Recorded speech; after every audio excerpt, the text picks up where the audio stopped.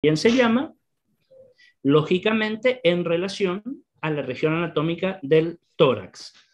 12 vértebras dorsales. Fíjense que el sector es el sector más extenso o más numeroso en cantidad de vértebras.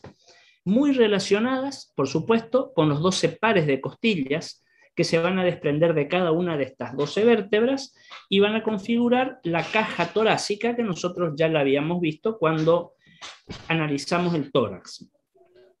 A continuación, 5 piezas, 5 vértebras lumbares. Van a estar constituyendo la región de la columna lumbar. Fíjense que son solamente 5 en este lugar, pero son las más voluminosas, son las más grandes de toda la columna vertebral. Cumplen una función muy importante porque piensen ustedes que a nivel abdominal el único esqueleto óseo propio es la columna vertebral lumbar.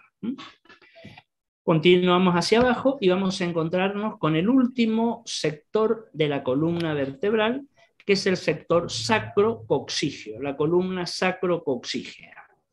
En la región o en la porción sacra, 5 elementos. En la porción del coxis, 4 elementos. Características. Son elementos, como acá nos dicen, fundidos, es decir, fusionados, unidos entre sí, no tienen movilidad entre sí. Van a formar parte, si algunos lo consideran, como un hueso particular, que es el sacrocoxis o el sacro y el coxis. Van a constituir el cierre o el cerramiento posterior de la cintura pelviana. Fíjense que acá no actúan como elementos que den movilidad, sino como elementos que dan cerramiento, que dan contención a todo el contenido de la cintura pelviana.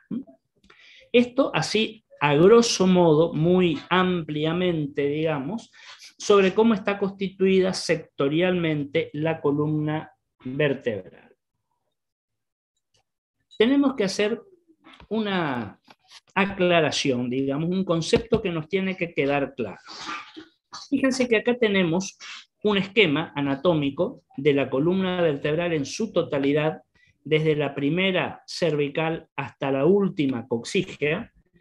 Por supuesto, no es una imagen real, es un esquema visto de perfil, de costado, en sentido lateral. Cuando nosotros radiografiamos, y ya lo vamos a ver enseguida, a la columna vertebral sector por sector, vamos a tener 2 proyecciones básicas que van a constituir el par radiológico, como ya lo hablamos en otras regiones anatómicas, y ese par radiológico será el frente y el perfil. Si nosotros vemos una columna vertebral en el sector que fuera, cervical, dorsal, lumbar, el que fuera, o en su totalidad, mirándolo de frente, en una proyección frontal o de frente, la columna, en condiciones normales, debe verse absolutamente recta, como su nombre lo dice, como una columna en el frente. Ahora, si a ese paciente que lo estamos viendo en el frente lo ubicamos de perfil y lo radiografiamos en sentido lateral o de perfil, tendríamos algo similar a lo que estamos viendo acá. Y fíjense, esta columna que acá está esquematizada, en el perfil, para hablar de normalidad, no la tenemos que ver recta. Porque si la vemos recta, vamos a hablar de un vicio de alineación, que ya vamos a ver después, que es la rectificación. En el frente, normalmente sí, siempre recta, siempre recta. En el perfil, fíjense que la columna va a tener, como se llaman, movimientos o actitudes. No son incurvaciones, porque si yo hablo de una incurvación, ya me estoy metiendo en el terreno de lo patológico. Tiene movimientos, tiene actitudes, que es otra cuestión. ¿Cuáles son? Fíjense, vamos otra vez de arriba abajo. Sector cervical tiene una actitud o movimiento de tipo lordótico. No me arriesgaría a emplear el término lordosis, propiamente dicho. Muchas veces se utiliza así genéricamente, porque si yo hablo de una lordosis, ya estoy hablando de una alteración en realidad, como tal. Por eso me parece más apropiado hablar de una actitud lordótica o un movimiento lordótico. ¿Qué es una actitud lordótica? Esta que tienen acá, la que nos va a presentar una ligera concavidad posterior. Si ustedes quieren, es lo mismo decir, lo pueden ver, una ligera convexidad anterior, aunque en general lo manejamos desde la concavidad. Una ligera concavidad posterior. Eso es una actitud lordótica. En este caso, a nivel cervical. Tenemos que tener muy en claro, lógicamente, se darán cuenta ustedes, el concepto de concavidad y el concepto de convexidad. Si yo tengo esto que está acá, esto que estoy poniendo mi mano de esta manera, esta imagen, esto acá es lo cóncavo. Concavidad es la cavidad. El dorso, la otra parte, es la convexidad, para que no tengamos confusión. Inmediatamente a continuación nos aparece el sector dorsal o torácico, 12 vértebras, el más extenso, el más numeroso en cantidad de piezas óseas, de vértebras. Y tenemos la actitud, fíjense, o el movimiento contrario, inverso al anterior. Una actitud o movimiento de tipo sifótico. En este caso vamos a trasladar a la concavidad en el borde anterior, como lo tienen acá, y a la convexidad sobre el borde posterior. Una actitud o un movimiento sifótico, normal, anatómicamente hablando, a nivel de la columna dorsal. Fíjense que acá se marca más que, pienso yo en otro lado, en otro punto, el tema del, por ahí no hablar de sifosis directamente, porque si yo digo sifosis dorsal, yo estoy hablando de una exageración o de un aumento, digamos, de esta actitud sifótica. Disculpen, el caso de un paciente con una joroba, con una jiba.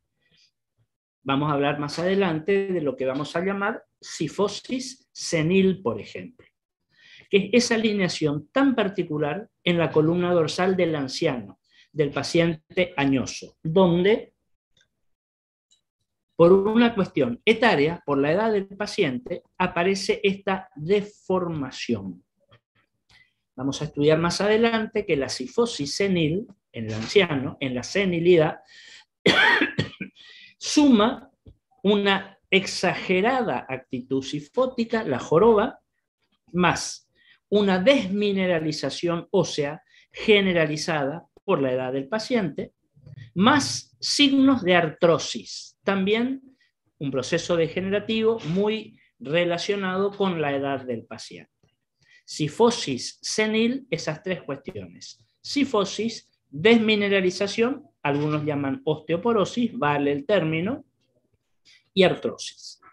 Entonces, esta es la actitud o el movimiento normal del sector dorsal.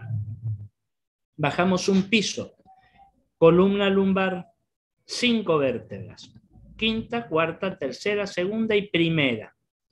Fíjense, las vértebras más voluminosas, más grandes de toda la columna vertebral. Ustedes acá en este esquema lo pueden comprobar perfectamente. ¿Qué actitud, qué movimiento va a tener? Repite lo que sucede a nivel cervical. Quizás en condiciones normales, un poco más exagerado que a nivel cervical. Es decir, una actitud o un movimiento lordótico. Es decir, de una concavidad ligera posterior y de una ligera convexidad anterior. ¿De acuerdo? Si hay alguna pregunta, por favor, al chat o me abren el micrófono, me preguntan, como siempre decimos. Y finalmente, el último sector, que es este que está acá, el sector sacrocoxígeo, con la particularidad de ser piezas vertebrales fusionadas, unidas, repite nuevamente, ustedes pueden observar, la actitud o el movimiento del sector dorsal, es decir, esta actitud sifótica, de concavidad anterior y de convexidad posterior, hasta finalizar con el hueso coxis, algunos lo consideran un hueso en su totalidad, otros lo consideran como algunas pocas piezas vertebrales fusionadas, no importa, a nosotros nos da lo mismo, y también se lo denomina, digamos, ustedes conocen, el hueso o el huesito dulce. Esta es la actitud o los movimientos de una columna vertebral normal, pero visto desde el perfil. Esto quiero que quede en claro para después poder evaluar las desalineaciones o los vicios de desalineación que vamos a encontrar en algún paciente. En el frente, recuerden, siempre recta, en el perfil con sus movimientos o sus actitudes, como habíamos dicho. Esto va a favorecer las tres funciones principales que el ser humano cumple con su columna vertebral. Antes que nada, el sostén. El permitirnos estar en bipedestación, es decir, poder estar parados sobre dos pies, sobre dos patas. Esa es la bipedestación. Piensen que en ese sentido, la columna vertebral juega un papel fundamental de sostén, de aguante, de contención y todo lo que tiene que ver con la estática, con la locomoción, con el desplazamiento, a nivel de un conjunto de articulaciones y huesos que ya vamos a ver oportunamente. ¿Cuáles son las tres funciones que cumplimos básicas con la columna vertebral en general o sector por sector? Fíjense, primer movimiento, primera actividad dinámica, la flexo-extensión. Y esto lo podemos hacer con cualquier sector de la columna vertebral, salvo el sacrococcígeo, por supuesto. La flexo-extensión. Segundo movimiento que realizamos. Segunda función, la lateralización. Esto que yo les estoy haciendo acá.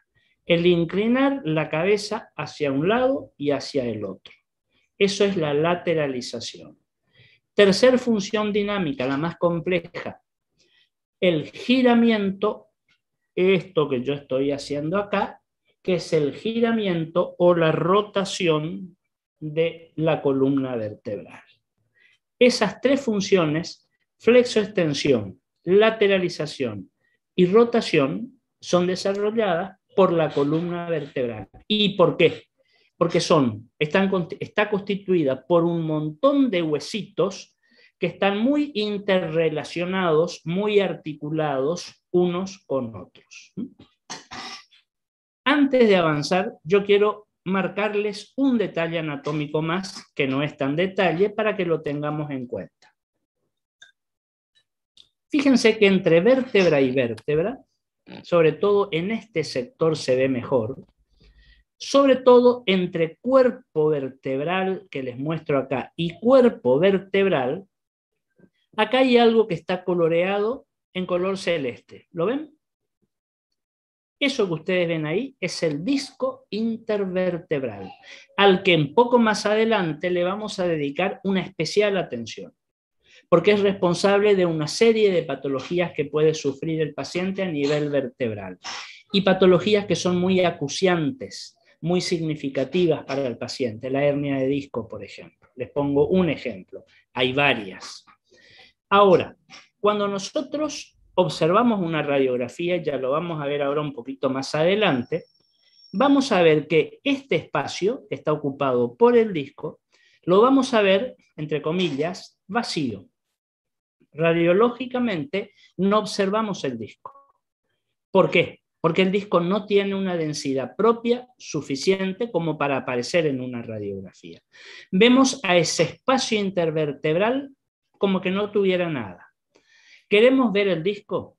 ¿Queremos analizar imagenológicamente al disco? Sí o sí tenemos que pensar en otro estudio, en una resonancia nuclear magnética.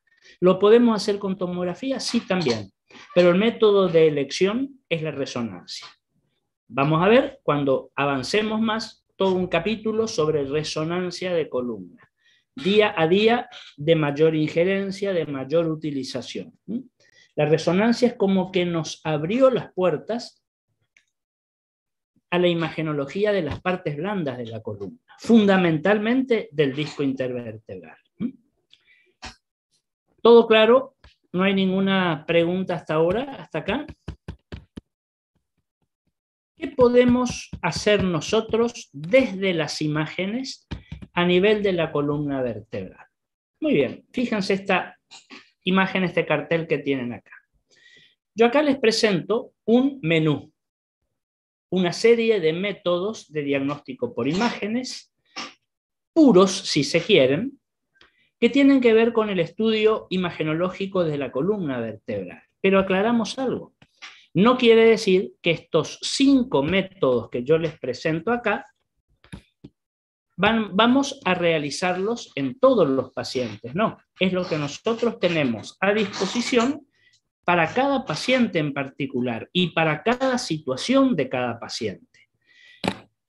En primer lugar, la radiología. Lo ponemos en primer lugar porque si yo tengo que hacer un algoritmo, una secuencia de decisiones de qué método pido o qué estudio pido, la radiología es el método al que seguramente vamos a tener mayor accesibilidad.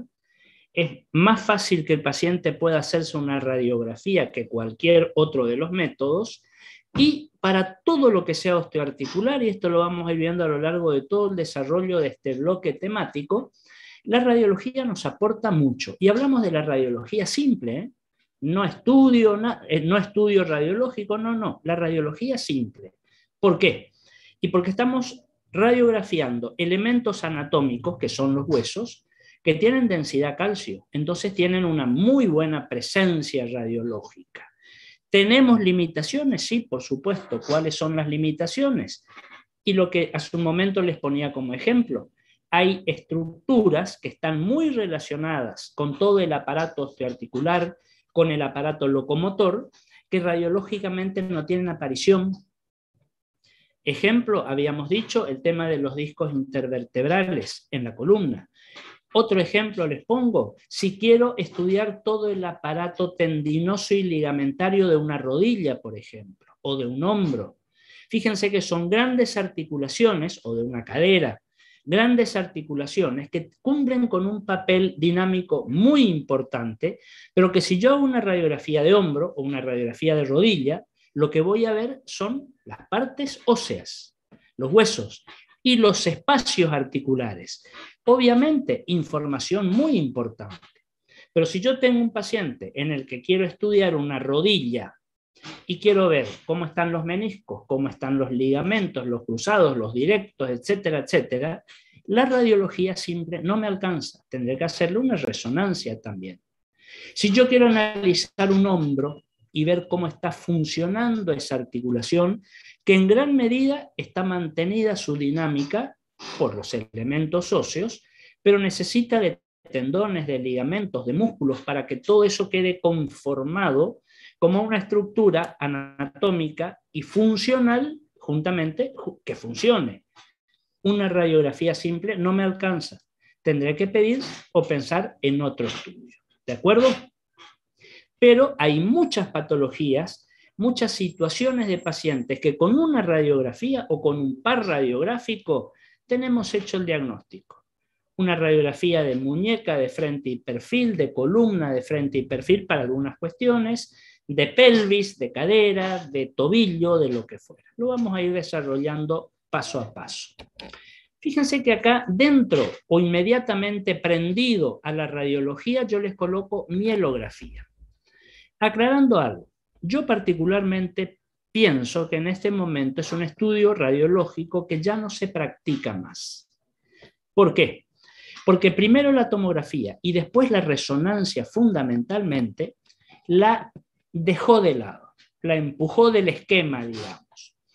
La mielografía, si yo interpreto este nombre, estoy diciendo la imagen del canal medular, no de la médula. Era un estudio al que si yo con los criterios de hoy en día aplico el concepto de justificabilidad, yo no sé si lo haría. Criterio de justificabilidad o concepto de justificabilidad es el siguiente. El estudio que yo le indico al paciente o que yo le voy a hacer al paciente, dada la invasividad que tiene, el riesgo que puede correr el paciente, las reacciones colaterales que puedo llegar a percibir si voy a utilizar algún contraste, etc. ¿Justifican el resultado que voy a obtener? Si la respuesta es sí, se justifica, bueno, perfecto, con todos los protocolos hago el estudio. Ahora, si la respuesta es dudosa, puede ser, no sé, veremos, o es no, y bueno, no es un método aplicable. ¿Por qué se lo coloca? ¿O por qué se practicaba? Y porque antes de la aparición de la tomografía y fundamentalmente de la resonancia, era lo que había para poder analizar, observar, aunque sea de manera indirecta, determinadas lesiones del disco y su compromiso en relación a la médula. Tenía sus riesgos. Fíjense que era un estudio radiológico para el cual utilizábamos medio de contraste iodado que se introducía, se inyectaba por vía directa. ¿Qué es vía directa? Cuando entramos con el contraste al lugar anatómico que quiero ver. Para este caso, había que hacerle al paciente una punción lumbar. Y a través de esa punción lumbar, inyectar el medio de contraste que iba a recorrer, iba a bañar todo el canal medular, de ahí lo de mielografía, para ver si en ese canal medular hacía alguna impronta, un disco fuera de su lugar, por ejemplo. ¿Qué es un disco fuera de su lugar? Un disco herniado. ¿Cómo estaban comprometidas las partes blandas? Los músculos paravertebrales, el canal medular, la médula espinal, por supuesto. En este momento, toda esa información la obtenemos con la resonancia y muchísimo mejor, con otro nivel de definición, de claridad, digamos, de discriminación. Menciono porque por ahí lo van a encontrar todavía. Particularmente, yo no lo hago más.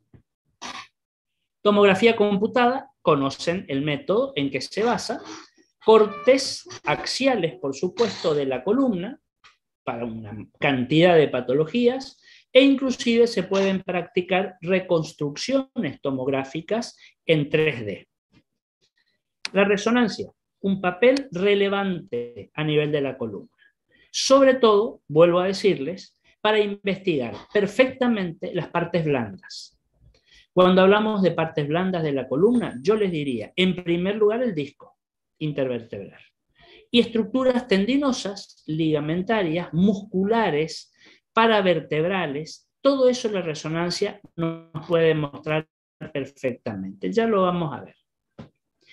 Finalmente, otro estudio, otro método de diagnóstico por imágenes, que es la cámara gamma, también llamada gamma cámara, también llamada estudios de medicina nuclear, también llamada estudios de centellografía. En este caso será centellografía ósea vertebral. Un método que no tiene una aplicación amplia, al contrario, es puntual la aplicación de este método. No se lo vamos a hacer a cualquier paciente. Tiene una indicación muy precisa. También después le vamos a dedicar un tiempo a este método en relación a la columna vertebral. ¿En qué nos contribuye los estudios de cámara gamma o de centellografía ósea o estudios radioisotópicos en relación a la columna vertebral? Es el método de elección para el rastreo de patologías tumorales en columna, en hueso. Sobre todo patologías tumorales metastásicas, secundarias.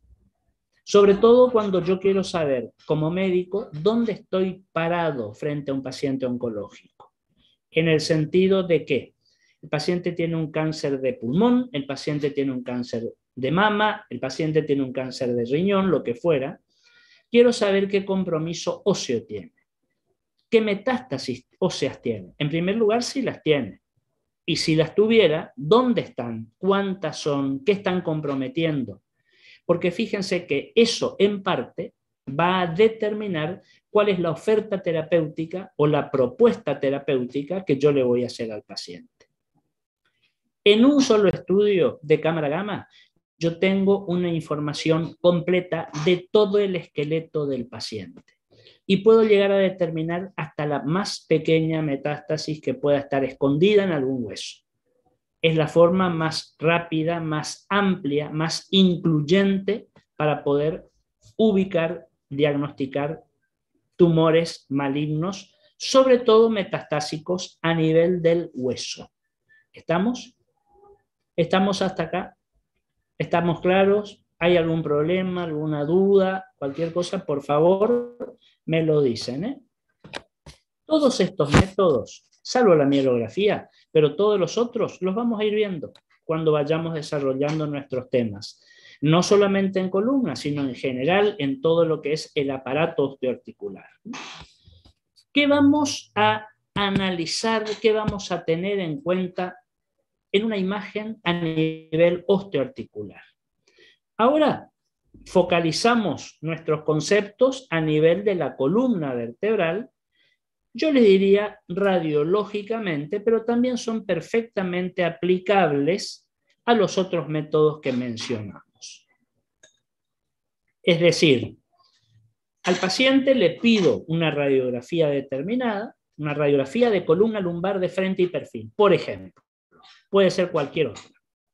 El paciente va, se hace la radiografía y viene con su radiografía y algunas veces o no con el informe que hizo el radiólogo. ¿Qué tengo que buscar? ¿Qué tengo que analizar? ¿Qué tengo que rastrear en esas imágenes? Evaluamos, en primer lugar, hablamos de columna, la alineación. Esto ya lo vimos, ¿se acuerdan? Dijimos, alineación normal en el frente, absolutamente recta. Alineación normal en el perfil, sus movimientos o sus actitudes como lo fuimos marcando. Lo primero que tenemos en cuenta. Segundo, el trofismo óseo. ¿Qué quiere decir el trofismo óseo? El aspecto del hueso, el aspecto de la vértebra. Aspecto tanto en su densidad, como en su forma, como en su tamaño, como en su ubicación, todo lo que tiene que ver con ese huesito, con esa vértebra o con esa sucesión de vértebras que vamos a encontrar en la columna vertebral. Hago una especial insistencia ante el tema de la densidad. La densidad radiológica normal. ¿Cuál es la densidad radiológica normal del hueso? Densidad calcio, porque justamente está formado por elementos minerales, predominantemente el calcio. ¿Todos los huesos van a tener la misma densidad radiológicamente? No. Depende del volumen del hueso, del tamaño del hueso, de la anatomía del hueso. Piensen ustedes que una costilla no va a tener, objetivamente hablando, la misma densidad que un parietal, por ejemplo, o que un hueso coxal, o que un escafoides no va a tener la misma densidad que una tibia. Pero no es porque histológicamente sean diferentes, no. Lo que pasa es que anatómicamente son diferentes. Hablamos de huesos largos, hablamos de huesos cortos, hablamos de pequeños huesos, hablamos de huesos que tienen una arquitectura especial, hablamos de huesos de gran tamaño. Un hueso coxal, volvemos al ejemplo. Hablamos de huesos que son muy chiquitos, un etmoides, por ejemplo. Lo que tienen todos en común es la densidad calcio, pero en distintos tenores. No porque uno tenga más calcio que el otro, no, sino porque el volumen, el tamaño, el aspecto de unos y de otros no son iguales. Eso es lo que evaluamos en el trofismo óseo. Vuelvo a repetir, fundamentalmente la densidad. Porque vamos a ver que hay alteraciones óseas que son frecuentes, ¿eh? Yo no estoy hablando de excepcionalidades, no, estoy hablando de lo común, en las que nos encontramos con un hueso o con una región osteoarticular en la cual su densidad ósea está muy disminuida, huesos muy radiolúcidos, muy radiotransparentes, muy poco densos, muy poco cálcicos. Claro, pero resulta que el paciente tiene 85 años, por ejemplo, Entonces, por un proceso lógico de su edad, hay una desmineralización que hay que apuntarla, que hay que corregirla, lo que fuera.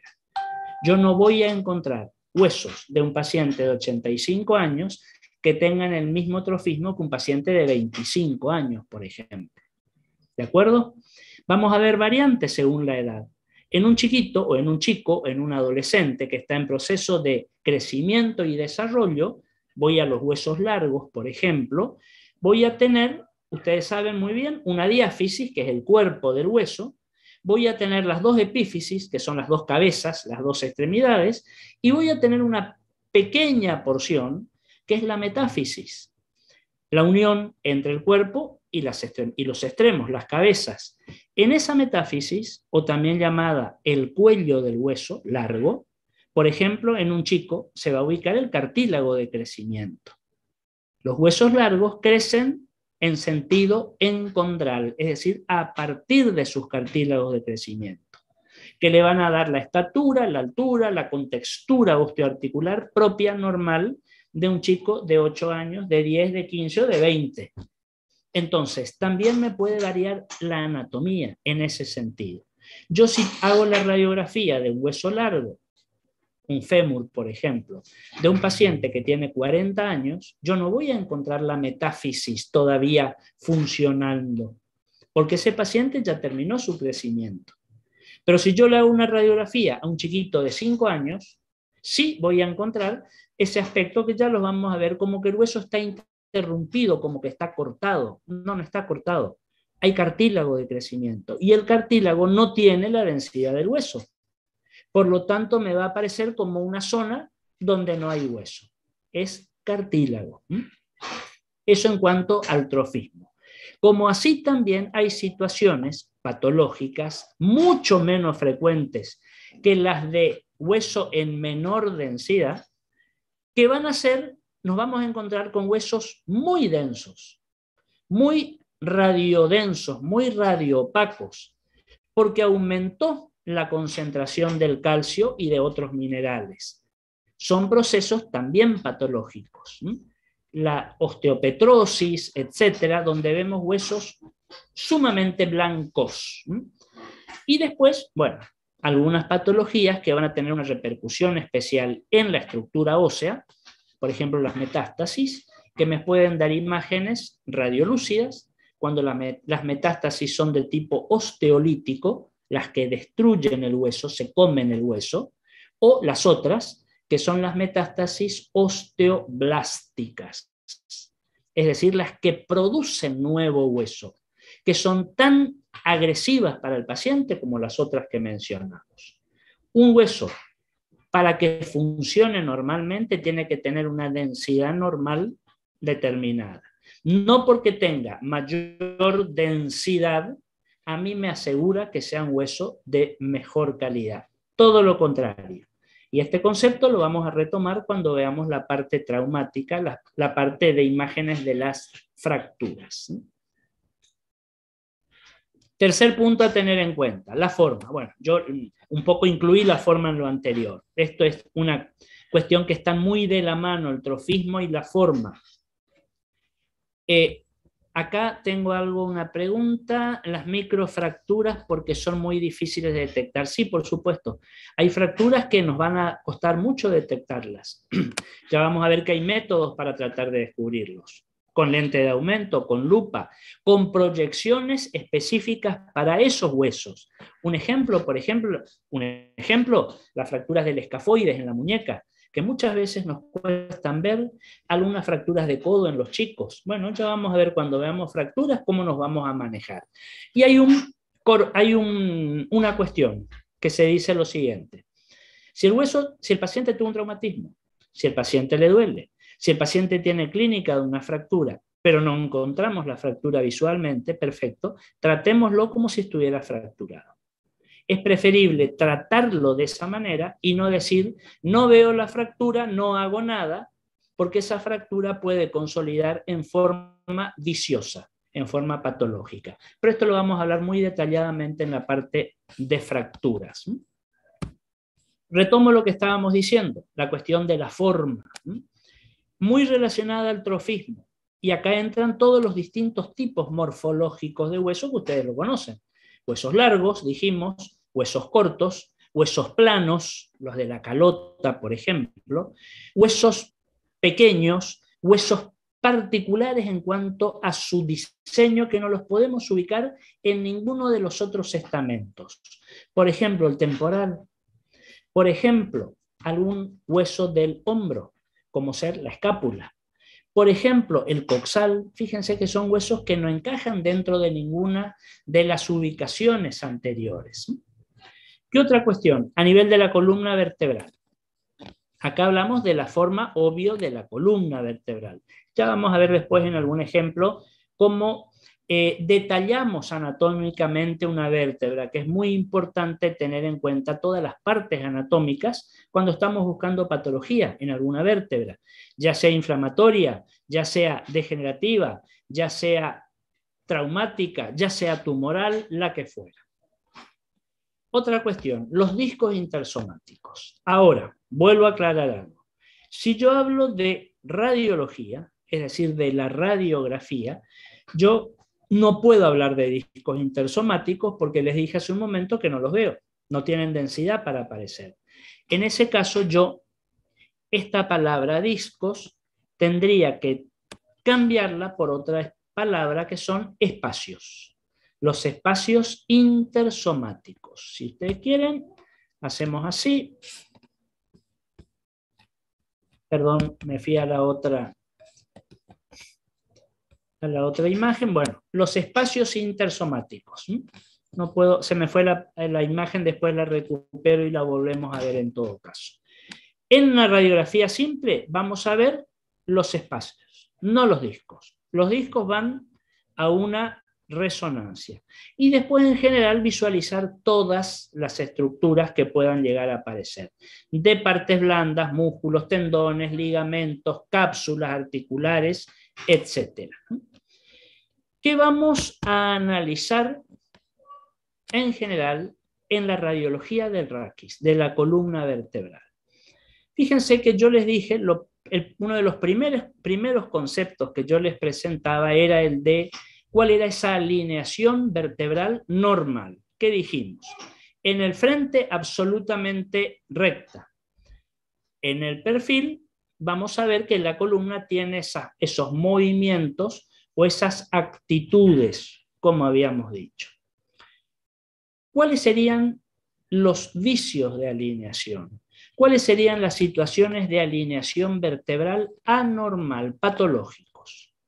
Y ahí sí vamos a hablar de algunas curvaturas, que las podemos ver en el plano de frente, es decir, en la radiografía de frente, y otras que las vamos a ver, otras curvaturas que las vamos a poder descubrir, evidenciar, en el plano de perfil, es decir, en la radiografía de perfil o lateral. ¿Cuáles son las curvaturas en el plano de frente? Es decir, en la proyección de frente.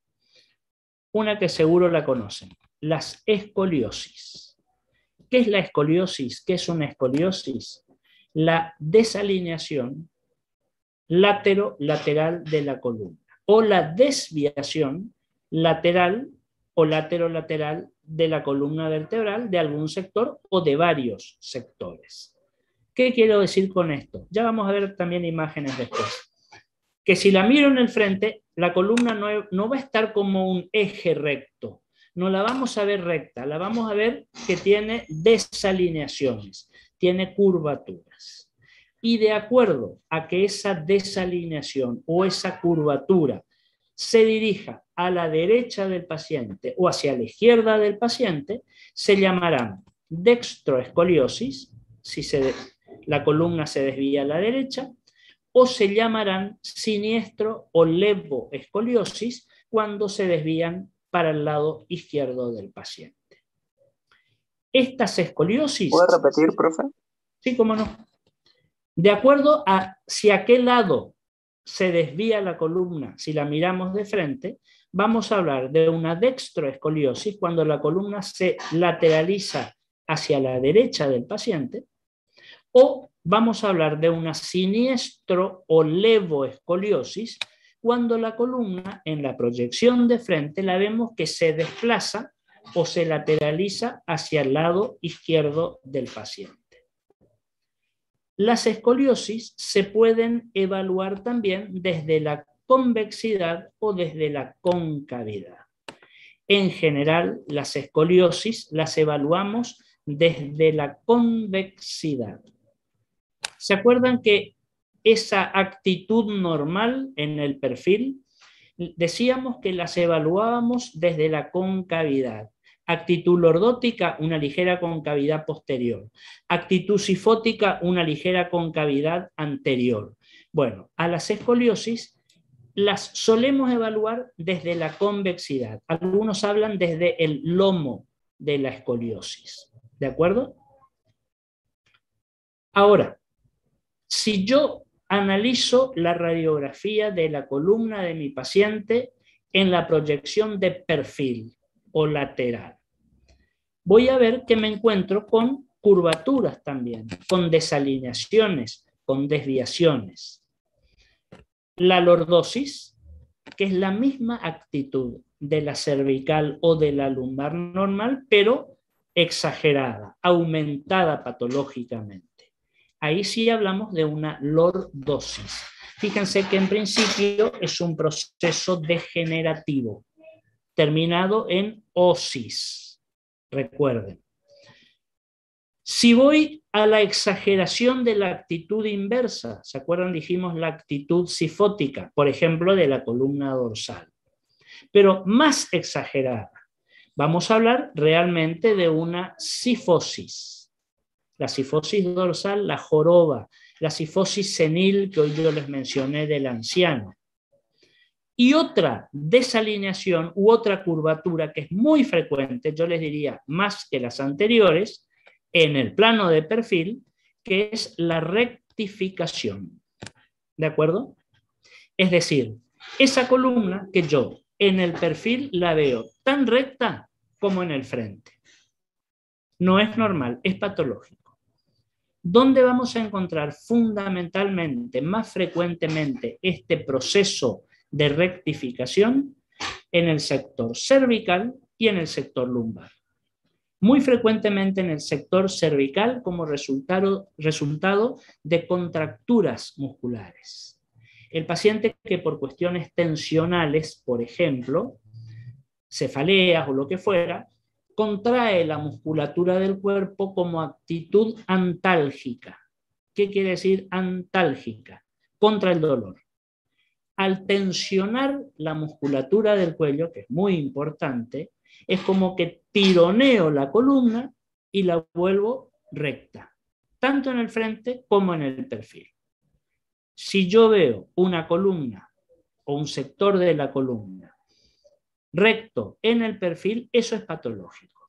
Esa es una rectificación. Más frecuentemente, les vuelvo a repetir, la rectificación a nivel cervical y a nivel lumbar.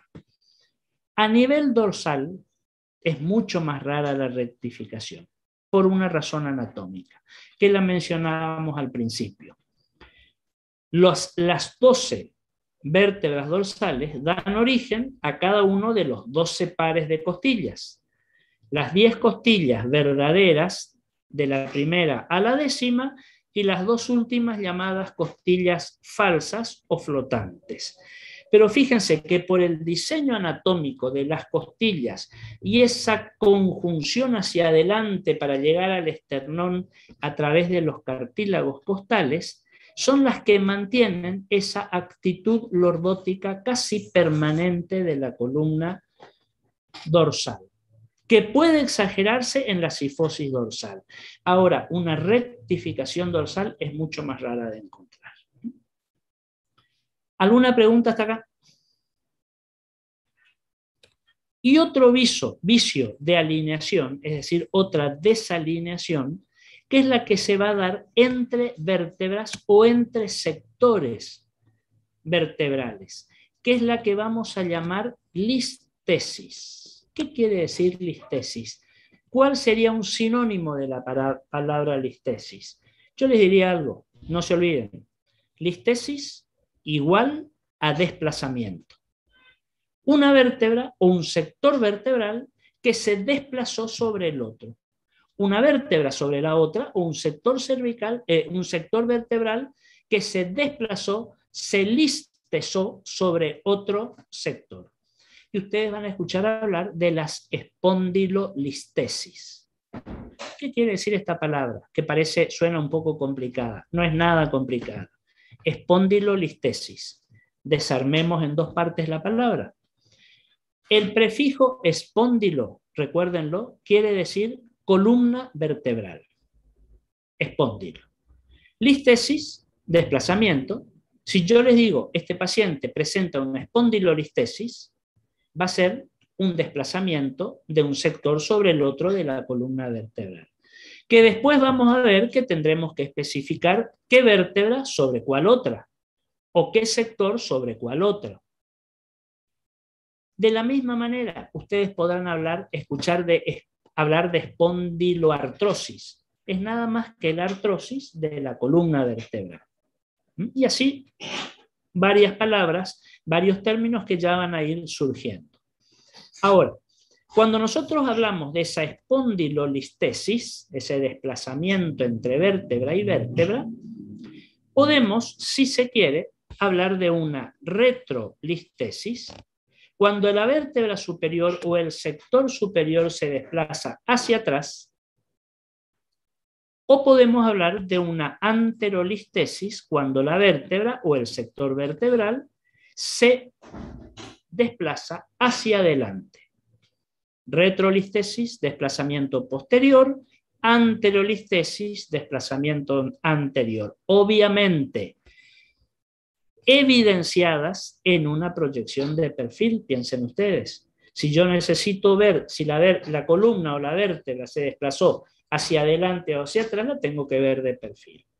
Ahora, ¿hay alguna listesis, alguna espondilolistesis que la vamos a verificar en el plano de frente o en la proyección de frente? Sí, por supuesto que la hay. Es la que vamos a llamar, que acá no consta, que es la laterolistesis, generalmente traumática. Cuando un sector de la columna, fíjense, se lateraliza, ya sea hacia la derecha o hacia la izquierda.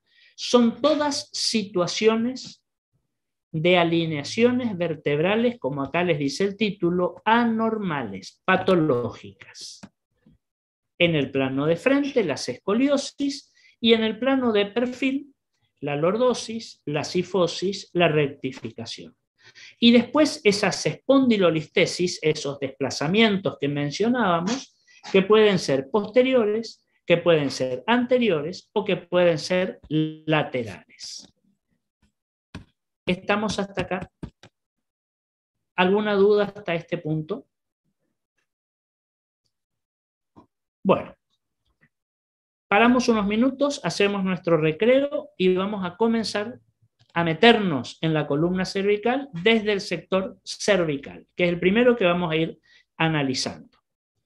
¿Hay alguna pregunta? O si no, nos vemos en unos minutos.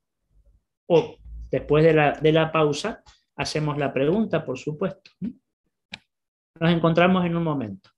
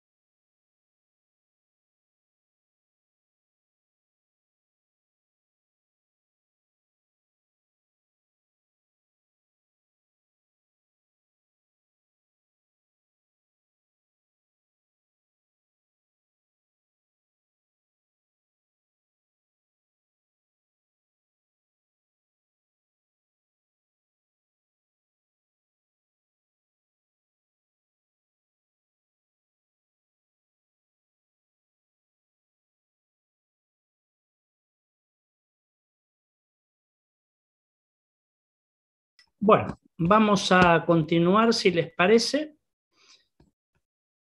Hasta acá habíamos llegado. vamos a comenzar a analizar radiológicamente la columna vertebral desde arriba hacia abajo.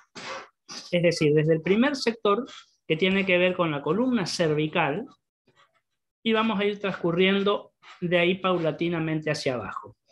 La columna cervical, ustedes saben, es un sector que transcurre a nivel de la región anatómica del cuello. Pensemos, no perdamos de vista las características anatómicas del cuello. Una estructura pequeña en su diámetro, si lo comparamos con el tórax, con el abdomen, etc. Por lo tanto, si va a estar en relación el volumen vertebral al volumen del cuello en general, vamos a poder deducir que a ese nivel tenemos las vértebras más pequeñas. 7 vértebras. Las 2 primeras diferentes al resto. Inclusive decíamos al principio que hasta eso ameritan que tengan nombre propio. Primera cervical o C1, Atlas. Segunda cervical o C2, Axis. Y recién a partir de la tercera vértebra cervical van a tener solamente un número. C3, C4, C5, C6, C7. Con características anatómicas similares, no idénticas, similares.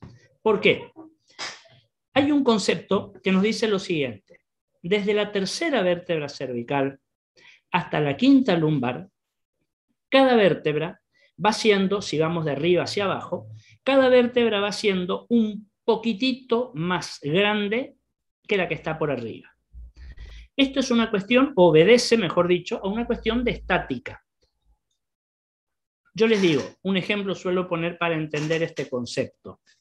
Fíjense cuando nosotros vemos un chiquito, un niño, que va a construir una torre de cubos. Cubos de colores para jugar, etc. Fíjense que esa torre se arma poniendo abajo, en la base, el cubo más grande. Inmediatamente por arriba, el cubo que es un poquito más chico. Por arriba, el que es un poquito más chico. Y el que está en la cumbre es el más pequeño de todos. Eso es básico en cualquier ley de la estática. A nivel de la columna sucede lo mismo. Las vértebras van aumentando milimétricamente o menos de milimétricamente el tamaño de una a otra al ir de arriba hacia abajo. El atlas es el principal responsable o la principal responsable, esa vértebra, de relacionar o de articular la cabeza ósea, el cráneo, con el resto de la columna. ¿Por qué se llama Atlas? Hace mención al nombre de un gigante de la mitología griega que se llamaba Atlas, que la mitología explicaba diciendo que era el que sostenía sobre sus hombros el mundo, la cabeza, digamos. De ahí viene lo del nombre Atlas, una vértebra que solamente va a estar compuesto por un anillo óseo, ya vamos a ver después, que tiene 2 masas laterales que van a relacionar la cabeza con el cuello, con el resto del cuello. El axis, segunda vértebra cervical, refuerza aún más esta función. El unir, el enganchar, el relacionar cabeza, primera cervical, axis con el resto de la columna. Fíjense que como característica, les aclaro, es la más grande de todas las vértebras cervicales. Como características va a tener una prominencia anterior, como una prolongación anterior hacia arriba, si ustedes se acuerdan, que se va a llamar apófisis odontoides. Si yo digo odontoides, estoy diciendo parecida a un diente, por la forma que tiene. Inclusive en los últimos cambios en la nomenclatura anatómica del cuerpo humano, ya muchos la mencionan, en lugar de apófisis odontoides, directamente como el diente del axis. A partir de la tercera, como decíamos hacia abajo, ya tienen la configuración de cualquier vértebra, salvo después cuando lleguemos al sector sacrococcígeo, que es otra anatomía, que ya vamos a ver ahora enseguida cuál es la anatomía, digamos, de esa vértebra. Si analizamos la columna cervical, vamos a tener una serie de proyecciones. Y acá, antes de comenzar a hablar un poquito de las proyecciones, quiero comentarles algo. Habitualmente a la columna vertebral la radiografiamos sectorialmente, es decir, sector por sector. radiografía de columna cervical, radiografía de columna dorsal, radiografía de columna lumbar, radiología sacrocoxígea, o solemos realizar la unión, radiológicamente hablando, de lo que es la radiografía de columna lumbosacra. Eso tiene una explicación. A nivel de la unión o de la región entre la columna lumbar y el sacro, esa región lumbosacra, se van a dar una serie de patologías, que ya las vamos a ir estudiando, que para tener una visión amplia, digamos, satisfactoria de lo que está pasando, necesitamos obtener una imagen de la columna lumbar y del sacro, sobre todo para evaluar lo que después vamos a analizar como el espacio lumbosacro o quinto espacio. Les recuerdo algo: cada vértebra de cada región tiene un número, C2, C3, C4, etcétera, D1, D2, D3, D4 y así sucesivamente. El espacio entre vértebra y vértebra, recuerden, para localizar imágenes, el espacio lleva el número de la vértebra suprayacente, es decir, de la vértebra que está por arriba. El mismo camino seguíamos, si ustedes recuerdan, cuando hablábamos de los espacios intercostales. Decíamos que el espacio entre costilla y costilla lleva el nombre o el número de la costilla que está por arriba, de la suprayacente. En la columna decimos lo mismo. Ejemplo, tomemos la columna, el sector lumbar. Entre L1 y L2 va a estar el primer espacio intervertebral lumbar. Entre L2 y L3, el segundo espacio intervertebral lumbar. Y así sucesivamente. Y obviamente, en cada espacio donde se ubique el disco intervertebral, ese disco va a llevar la misma denominación del espacio, el mismo, digamos, número de orden del espacio. ¿Dónde voy a tener el tercer disco intervertebral lumbar? El que es el que se va a ubicar en el tercer espacio intervertebral lumbar, que es el espacio que va a estar limitado entre la tercera y la cuarta vértebras lumbares. ¿De acuerdo? Ahora, yo les decía, habitualmente radiografiamos por sector, por zona, por varias razones. Los chasis que habitualmente utilizamos tienen un tamaño para un sector de la columna. Por otro lado, los valores con que tenemos que programar esa imagen van a ser variables. No es lo mismo penetrar y atravesar un cuello que penetrar o atravesar un abdomen, por ejemplo. Cambia el kilovoltaje, cambia el tiempo de exposición, etcétera, etcétera. Aunque ya vamos a ver después que hay una práctica radiológica simple en la cual vamos a observar la totalidad de la columna vertebral, desde la primera cervical hasta el coxis. ¿Cuándo? Cuando se analizan, se investigan, se estudian, se diagnostican desviaciones de la columna, sobre todo las escoliosis, para ver en el frente cómo están las curvas escolióticas de esa columna, para que el traumatólogo, el ortopedista, pueda marcar ángulos, medicionar ángulos, para determinar qué tratamiento habría que hacerle a ese paciente según las curvas de desviación, según la edad que tenga, qué opción terapéutica se le puede dar al paciente. Eso se llama, ese tipo de radiografía de toda la columna que ustedes van a ver, tiene un nombre especial que tiene que ver con la totalidad de la columna. Habitualmente se lo llama espinograma o espinografía, es decir, una imagen de la espina. Si yo traduzco al inglés, la palabra espina quiere decir columna vertebral en inglés. Nos metemos en el primer sector, cervical. ¿Qué podemos hacer? En primer lugar, como siempre decimos, arrancamos con lo básico, es decir, el par radiográfico. ¿Qué van a hacer? La anteroposterior, yo prefiero llamarla directamente proyección de frente, que se va a ensamblar o se va a complementar con esta que está acá, que es el perfil o lateral. ¿Por qué al frente lo solemos llamar anteroposterior? Porque habitualmente nosotros al paciente lo posicionamos y el rayo entra, penetra por delante y sale por detrás. El chasis va a estar atrás. Por eso es una incidencia o una proyección antero-posterior.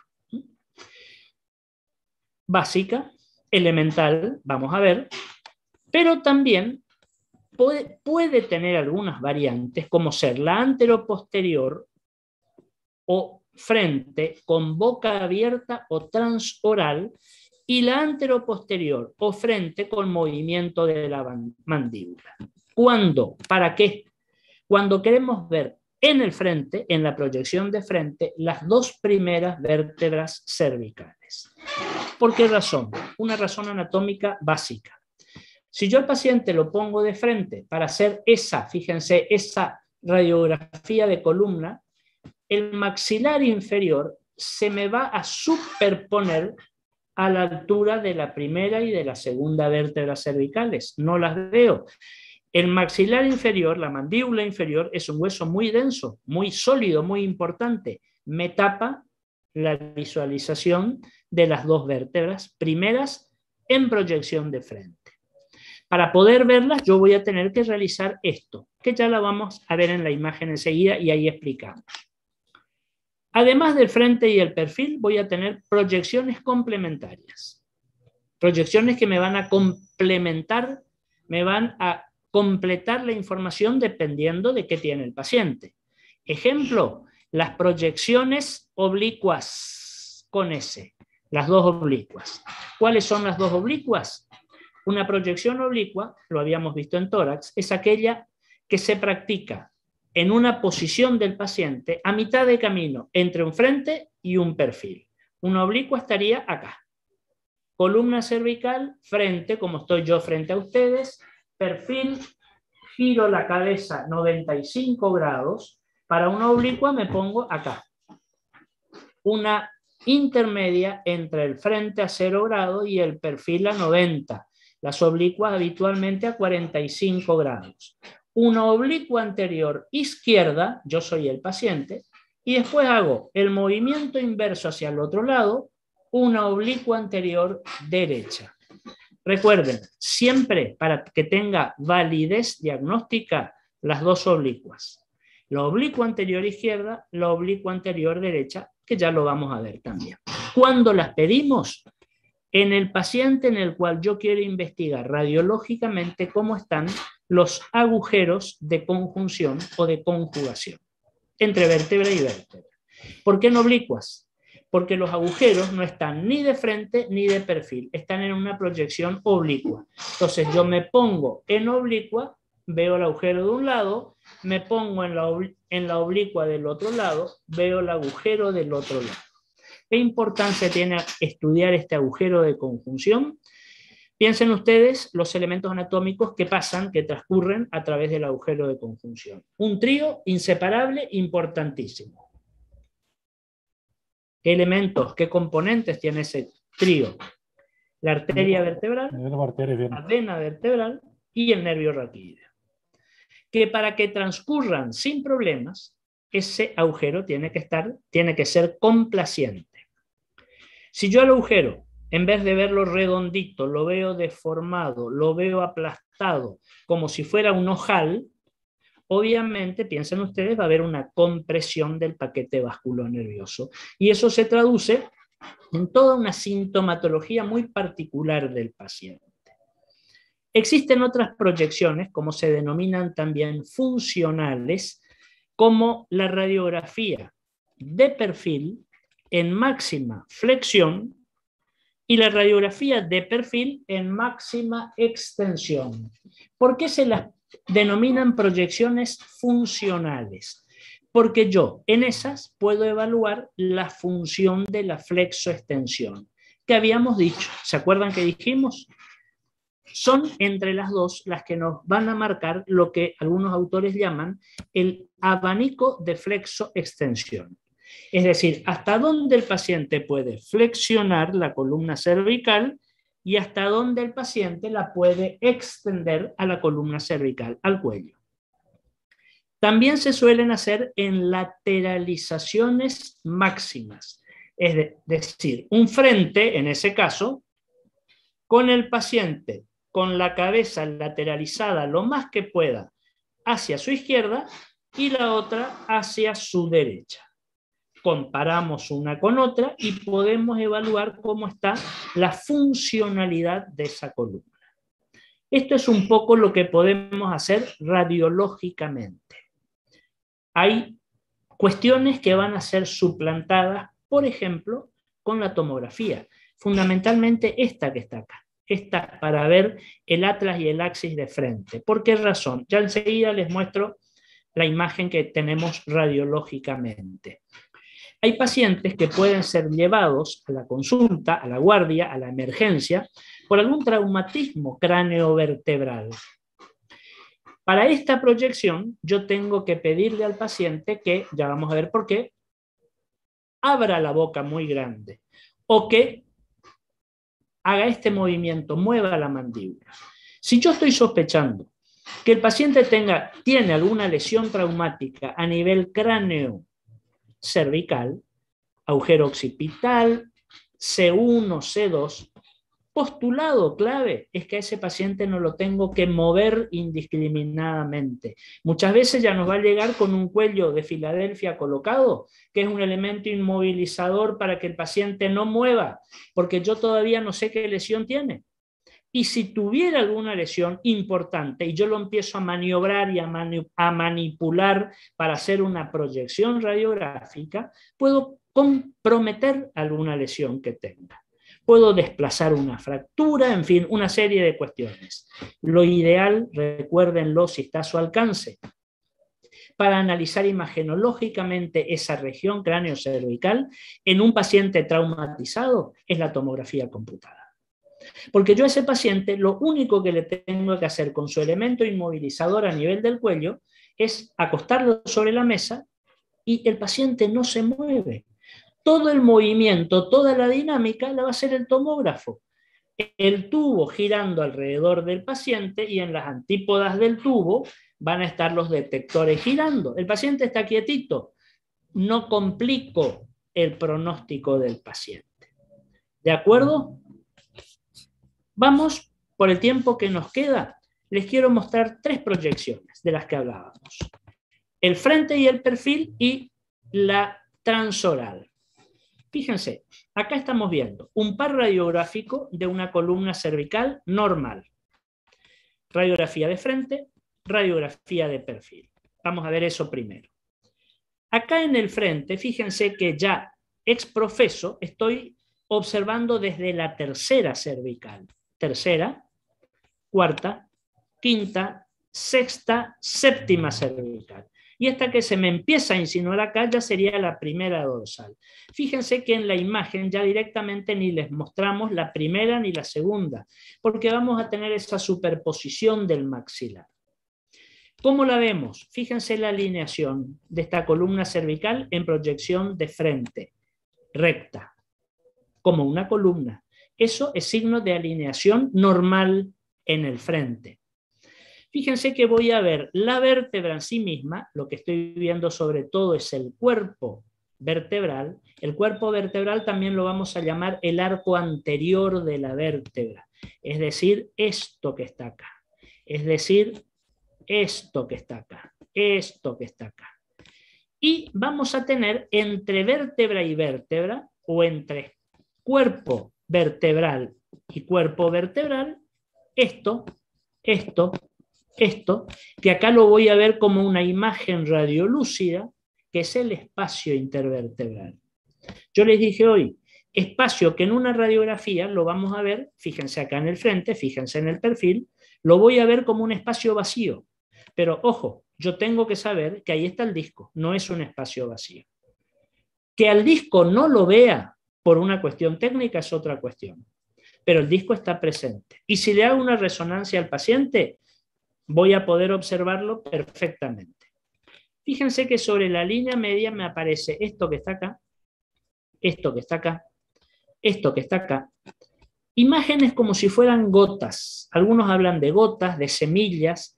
Esa es la imagen de esto que está acá, de la apófisis espinosa. que es esa apófisis impar, media, única, que se dirige hacia atrás y hacia abajo de cada una de las vértebras. Acá yo la veo de frente, por eso la estoy observando así. A los lados, las apófisis transversas, que en el perfil no las veo, por supuesto, en el frente las puedo ver.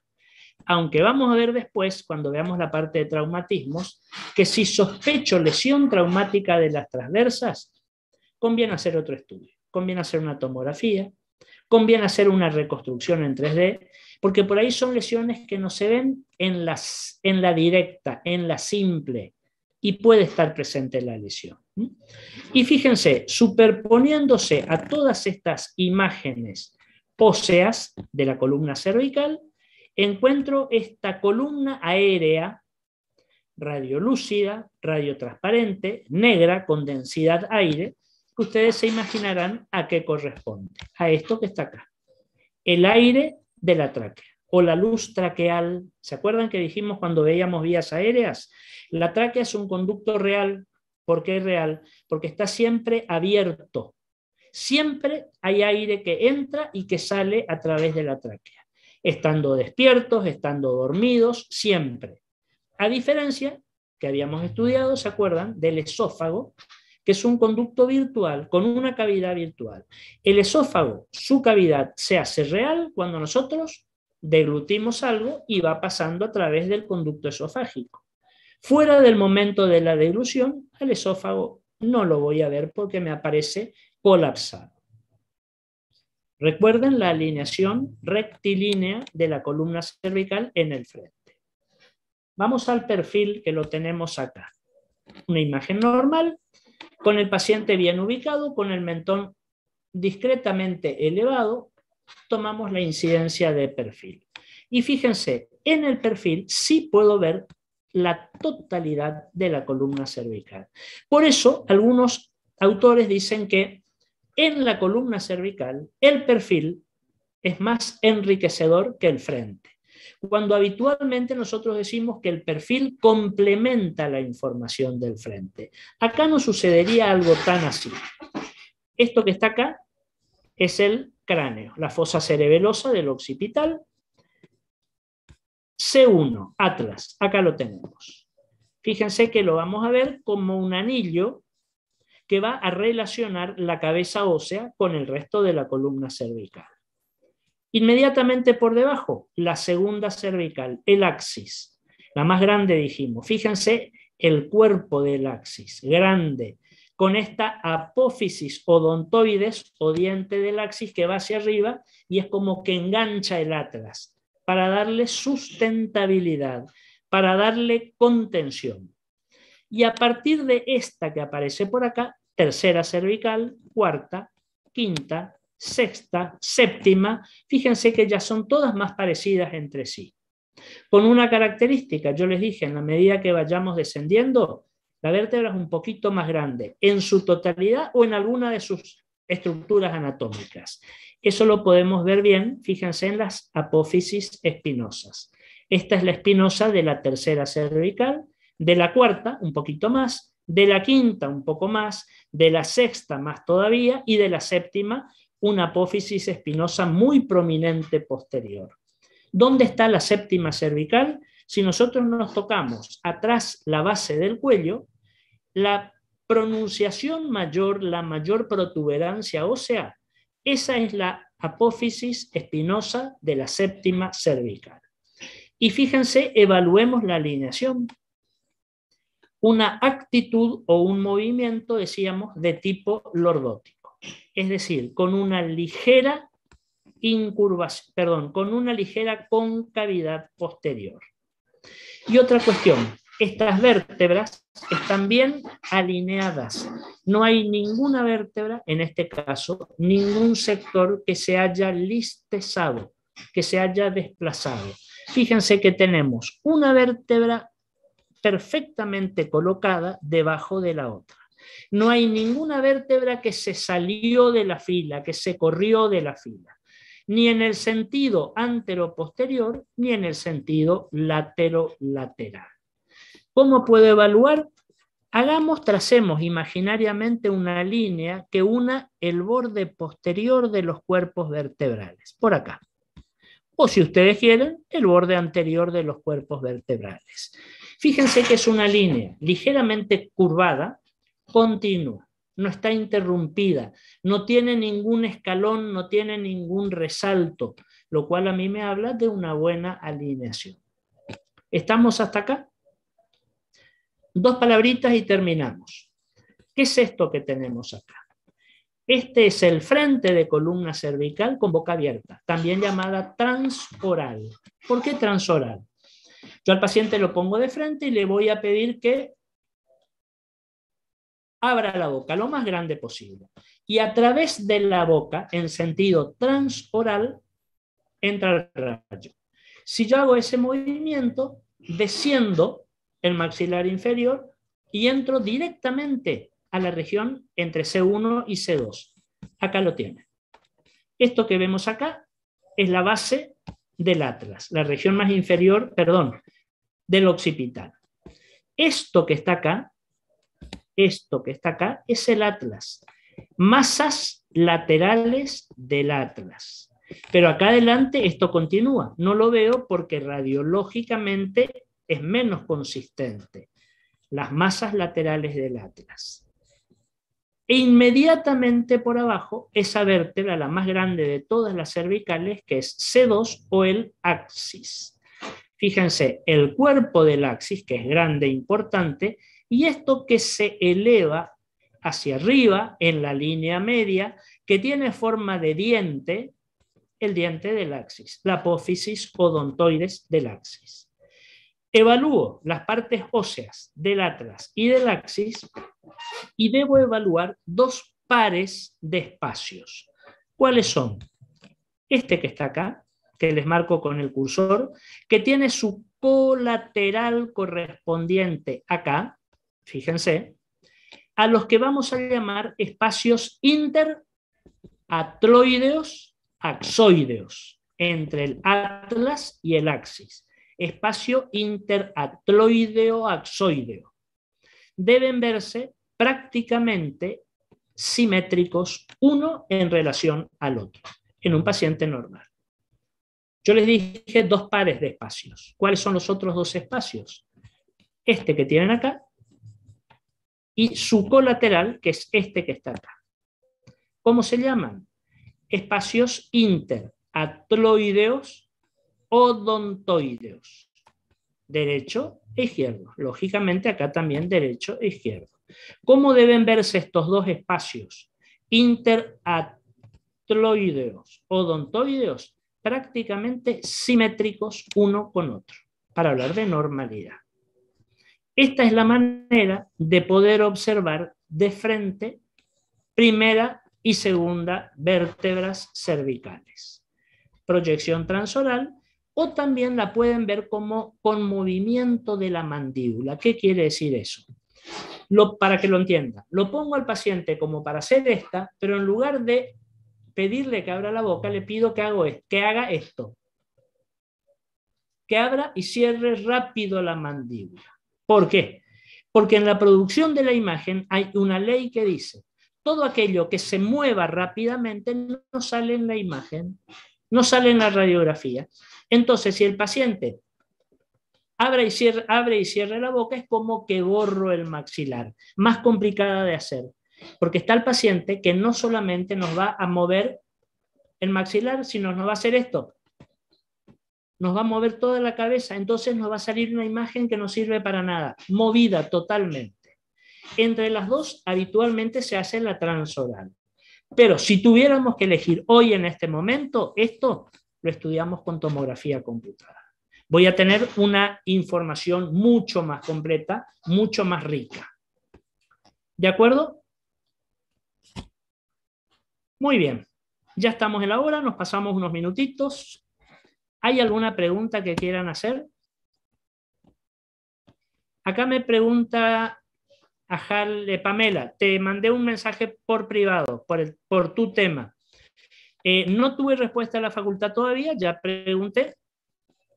En la era de embudo a ser 10, el puntaje no aparecía. Yo te preguntaba si tenías el resultado, por las dudas.